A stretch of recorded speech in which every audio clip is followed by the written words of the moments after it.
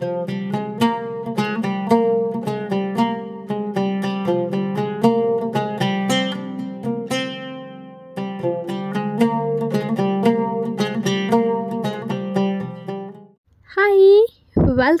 Back to the channel সবাইকে। যারা তোমরা আজকে আমাকে প্রথমবার দেখছো, হাই গাইজ, আমি ঝিলিক চক্রবর্তী রাহা দুবাই থেকে।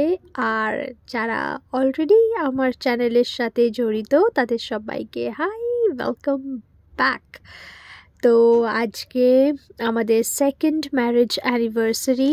সকালবেলা ঘুম থেকে উঠেই চলে গেলাম আমাদের সবথেকে পছন্দের জায়গা ব্রেকফাস্টের জন্য বলতে পারো, সেটা হচ্ছে সঙ্গীতা গিয়ে ইউজুয়ালি যেটা আমরা অর্ডার করে থাকি, আমি ঘি মশালা দোসা অর্ডার করেছিলাম আর তন্ময় করেছিল মিনি টিফিন। ও মিনি টিফিন অর্ডার করলে আমি একটাই জিনিসের লোভে থাকি, জানো তো, কফি বা চা ওইটার সাথে ইনক্লুডেড থাকে। আর ও তো খায় না, তাই ওর কফিটা সুন্দরভাবে আমি খেয়ে নিতে পারি। ওই জন্য ওকে ইনসিস্ট করি, তুমি মিনি টিফিনই নাও, ঠিক আছে। যাই হোক, জোকস অ্যাপার্ট, এখন বাড়ি ফেরার সময় হঠাৎ করে রাস্তায় দেখলাম সুচরিতা দি ফিরছে পুচকুটাকে স্কুল থেকে দিয়ে। তোমাদেরকে তো বলাই হয়নি, আমাদের ছোট্ট ভ্যানেসা স্কুলে যাওয়া শুরু করেছে, ও স্কুলে ভর্তি হয়ে গেছে। তো যাই হোক, বাড়ি ঢোকার আগে আমরা আবার চলে এলাম অ্যাফোর্ডেবলস। এখানে কালেকশন এত ভালো এসছে না, উইন্টার সিজনের কালেকশন দেখে আর চোখ ফেরাতে পারছি না। তো তন্ময়ের জন্য জ্যাকেট, আমার জন্য একটা সোয়েট শার্ট টাইপের কিনে আমরা বাড়ি ঢুকে ফ্রেশ হয়ে এখন যাচ্ছি হচ্ছে মন্দিরে। তোমরা যারা আগের বছরের অ্যানিভার্সারি ব্লগ দেখেছো তোমরা জানবে, আগের বছরও আমরা মন্দিরেই গেছিলাম। সেটা হচ্ছে বারদুবাইতে একটা হিন্দু টেম্পল ছিল, সেখানে গেছিলাম।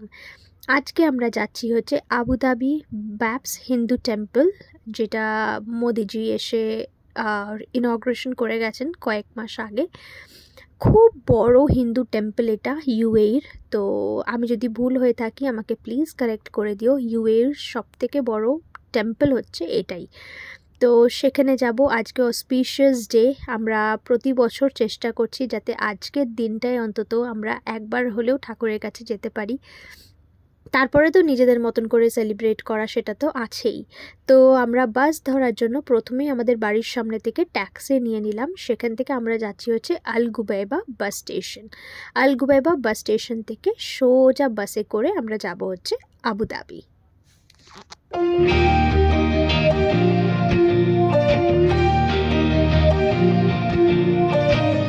আমরা আবুধাবি পৌঁছে গেছি। আবুধাবি পৌঁছে বাস স্ট্যান্ড থেকে আবার একটা ট্যাক্সি নিয়ে যাচ্ছি মেন মন্দিরে। তার আগে ভাবলাম একটু চা খেয়ে নিই, চা খাওয়া হয়নি। ফাইনালি আমরা পৌঁছে গেছি ব্যাপস হিন্দু মন্দির আবুধাবি। আর এই যে অপূর্ব সুন্দর মন্দিরটা চোখের সামনে দেখতে পেলাম।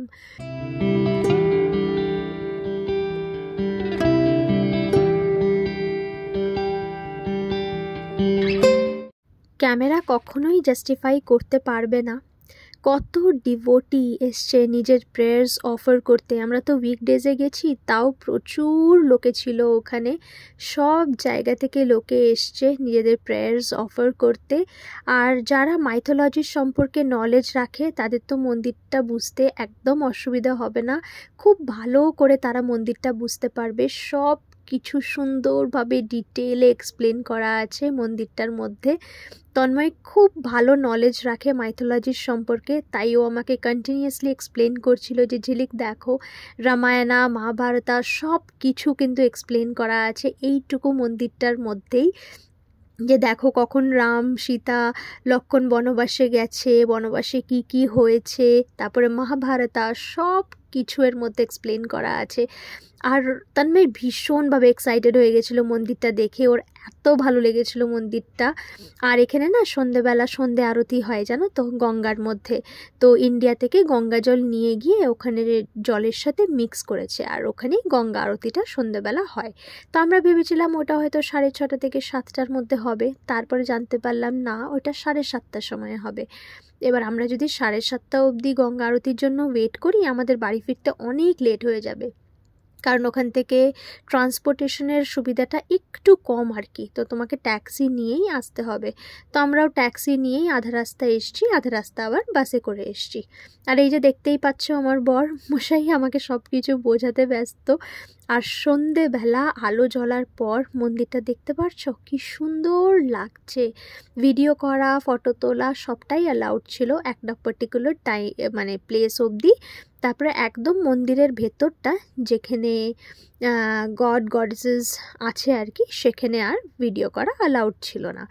তো এই যে অপূর্ব সুন্দর মন্দিরটা চোখের সামনে দেখতে পেলাম, and I am so glad যে আমি তোমাদের সাথে এইটা শেয়ার করতে পারলাম। দেখতে দেখতে বিয়ের 2 বছর হয়ে গেল বলো। এই গুটি গুটি পায়ে 2 বছর দুজনে মিলে কাটিয়ে ফেললাম। ঠিক এই যে সুন্দর একটা নাজারা, প্রতি বছর আমরা চেষ্টা করছি যে ঠাকুরের কাছে যাতে যেতে পারি। ইন্ডিয়ায় থাকলেও অবশ্যই মন্দিরে যেতাম, এখন ইন্ডিয়ার থেকে দূরে আছি, বাবা মার আশীর্বাদ নিতে পারছি না ফিজিক্যালি, বাট জানি তাদের আশীর্বাদ সব সময় আমাদের সাথে আছে, ঠাকুরের আশীর্বাদ সব সময় আমাদের সাথে আছে। তারপরে মন্দির ঘোরা হয়ে গেল, ঘুরে এখন আমরা চলে এলাম জুতো নিতে। জুতো রাখার জায়গাটাও দেখেছো কত নিট অ্যান্ড ক্লিন অ্যান্ড কি সুন্দর অর্গানাইজড। এখান থেকে না আমরা সোভেনিয়ারও নিয়ে নিয়েছি। আমরা কি নিয়েছি বলো তো, খিচড়ি মশালা নিয়েছি আর বিরিয়ানি মশলা নিয়েছি। নিয়ে কটা রিলস তুলেছি, 365 ডিগ্রিজ যে রিলসগুলো হয় সেগুলো অলরেডি চ্যানেলে আপলোড করে দিয়েছি, তোমরা দেখেছো, তোমাদের ভালো লেগেছে সেটাও আমি জানি, তোমরা জানিয়েওছো আমাকে। সো ইয়েস, এরকমভাবে যেন আরও অনেক অ্যানিভার্সারি আমরা সেলিব্রেট করতে পারি।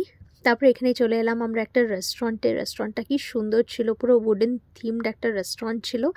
সেখানে আমি নিলাম বড়া পাও, তন্ময় নিল ধোকলা, আর একটা ছিল ভেজিটেবল র্যাপ টাইপের ইভিনিং স্ন্যাক্স আর কি। তারপরে বাড়ি ফেরার সময় দেখলাম যে এখানে ভোগ বিতরণ হচ্ছে। এটাও তো ভাগ্যে ছিল, তাই না বলো? ভাগ্যে না থাকলে তো ঠাকুরের ভোগটা পেতাম না। গিয়ে দেখছি খিচুড়ি দেওয়া হচ্ছে, আর যেখানে খিচুড়ি দেওয়া হয় আমি কিছুতেই মিস করি না, আমি লাইন দিয়ে খিচুড়ি খাবোই খাবো। তো ফাইনালি দিনটা সম্পূর্ণ হলো ঠাকুরের ভোগ খেয়ে। এখন আমরা বাড়ি ফিরে গেছি, বাড়ি ফিরে ড্রেস চেঞ্জ করে যাচ্ছি রাত্রে ডিনারটা করতে। আমার খুব একটা বেশি কিছু খাওয়ার ইচ্ছে নেই, একদম হালকার মধ্যে আমি খাবো। বাট তন্ময় বললো যে বিরিয়ানি হাউস থেকে বিরিয়ানি খাবে। এই হায়দ্রাবাদি বিরিয়ানি হাউসটা একদম সুচরিতাদির বাড়ির নিচেই। তো আগের দিন দিদির বাড়িতে বিরিয়ানিটা খেয়ে ওর খুব ভালো লেগেছিলো, তো আমাকে বলেছিলি আজকে আমি বিরিয়ানি খাবো। আমি বললাম ঠিক আছে, তুমি মাটন বিরিয়ানি খাও। এদিকে আমি হট অ্যান্ড সাওয়ার স্যুপ নিয়েছি চিকেন। আমি একদম হালকার মধ্যেই রেখেছি মানে খাবারটা। কালকে তোমাদের জন্য আসছে আরেকটা এক্সাইটিং ভিডিও, মানে কালকে আমরা একটা জায়গায় যাব, সে ভিডিওটাও ফিল্ম করব, অবভিয়াসলি তোমাদের সাথে শেয়ার করব। তো এইভাবেই কাটালাম আমাদের 2nd ইয়ার অ্যানিভার্সারি। ভিডিওটা যদি তোমাদের একটুখানিও ভালো লেগে থাকে অবশ্যই করে লাইক, কমেন্ট, শেয়ার, সাবস্ক্রাইব করে পাশে থেকো। আর যদি ফেসবুক থেকে দেখছো তাহলে অবশ্যই করে পেজটাকে ফলো করে পাশে থেকো। নিজেদের খেয়াল রেখো, সুস্থ থেকো। খুব শিগগিরই আবার অন্য আরেকটা ভিডিওর সাথে আমাদের দেখা হচ্ছে। ঠিক আছে, চলো টাটা।